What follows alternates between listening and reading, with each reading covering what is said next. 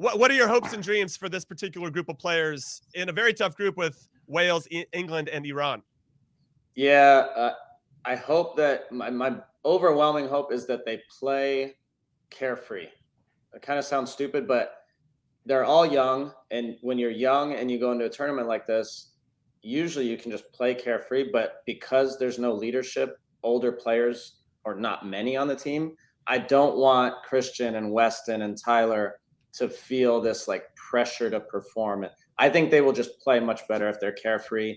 Let guys like Tim Ream and Yedlin, Roldan, like just calm them down behind the scenes and then just let them go play. Because when they do, they're so electric and can be really, really good.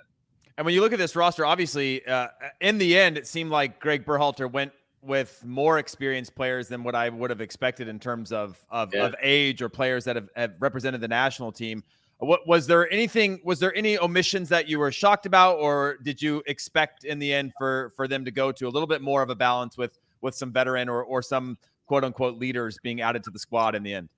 Yeah, I'd be curious to hear what you guys thought, but I'm obviously Pepe was, Zach Steffen. The one guy I thought he might have brought just for if you're up in a game or tying in a game and you need somebody to run and work and grind, who's also a great locker room guy, who's going to train well every day. I thought Ariola would be good in that role. Mm-hmm. There's plenty of wingers and attacking guys like that, but do you have someone who can just lock down a game at the end and just do all the dirty work? I thought he would have been really good in that role. So that was probably the biggest surprise in that way.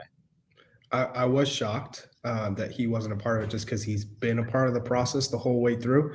But I'm curious, now that you've been a manager for some time now, looking at this group, what stands out to you in terms of tactics and formations? Do you think it's the right setup with this young group and there's not really a true nine yet that's developed? Mm-hmm. Would you play with the false nine? Would you, go with Ferrer? Would you go with Sargent? What is your take on that nine spot and then just the tactics that this group has been playing with?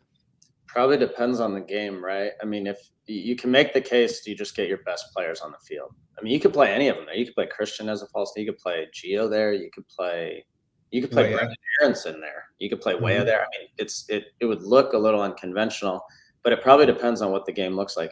If you have a ton of the ball and you're just pummeling a team in there, and I think Wales are a team that'll probably just drop off and be content to sit in. Maybe you want someone on the field who can get in front of the goal and score goals like Ferreira, like Sargent. But, if you're sitting and you're in for long stretches, like against England, and you need to get out of pressure and break pressure and counter, maybe just get some horses on the field who can run and just, let Christian go run and Gio go run. So I don't know. It'd be interesting to see how Gregg puts it all together.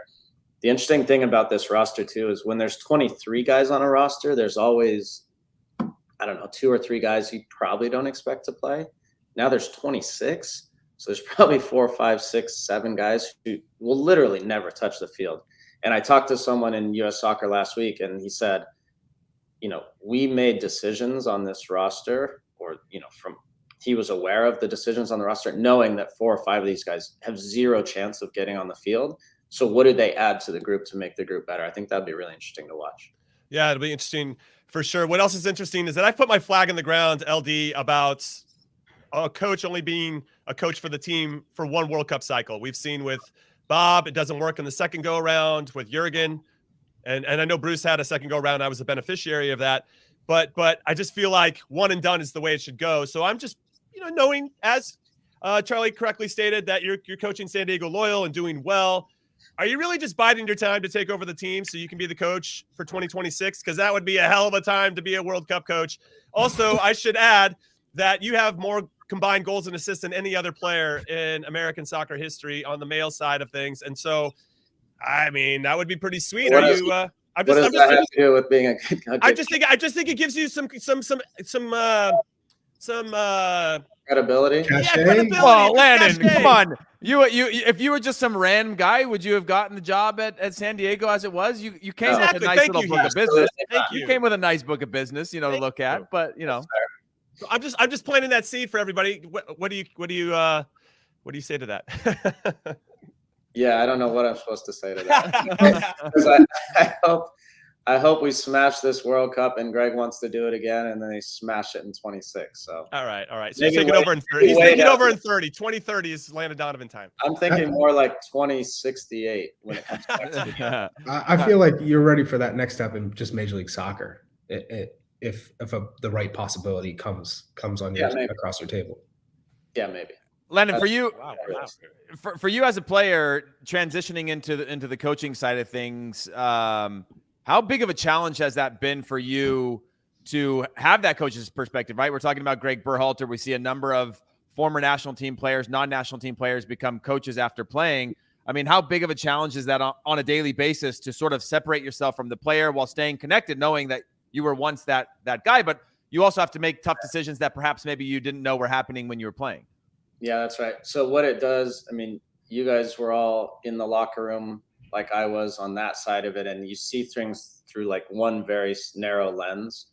Now you see it through the context of everything that goes on. So it just gives you more perspective, but then ultimately just more compassion, because when Jurgen didn't take me in 2014, when any of us were not picked for a team or picked for a game, you're kind of feeling it in your own way, but then seeing it through how a coach deals with that and how difficult that is too has given me a lot of perspective. So you go from worrying about yourself and maybe like one of your teammates or whatever to worrying about 25 different guys, and that's certainly challenging, but I like it. I think it's a lot of fun. Hey, I'm still bitter, by the way, that Jurgen didn't take you. I just want to put that out there. Put your flag in the ground there too. It's firmly in the ground. I'm still not buying what he's selling about anything he has to say about that. But, well, I was trying to get him there with shock omissions, but he didn't go there on his own, so I had to leave it alone, you know. With Christian Pulisic being the player that with, I think, the most expectations, probably the highest ceiling when he's playing at his best, and you have always been a player that delivers when the time is needed. Like, you stepped up. Christian going into this World Cup, not playing with his club team. A lot of people say, oh, he's not in form, he's not confident. He has struggled with the U.S. because he put so much expectations on him. What would you suggest to him to be at his best, to see that difference, for him to fulfill that potential, given that you're able to deliver at the biggest stage?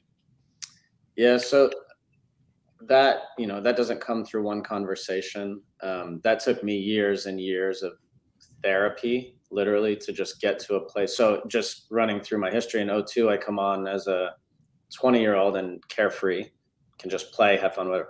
2006, I really did feel those expectations, and I had a terrible World Cup.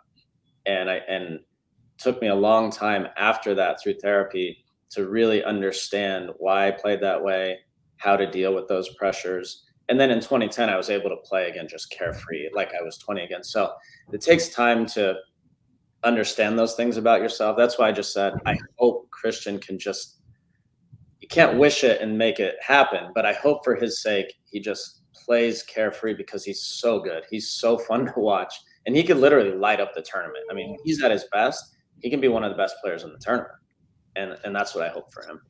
Of course, the World Cup that I play in is the one that you weren't carefree. I thought maybe being your teammate was going to get you there, but it's all good. All right. It was definitely Landon's fault. It was Landon's fault, Jimmy. No. Let's be honest. I'm just kidding. I'm giving you a hard time.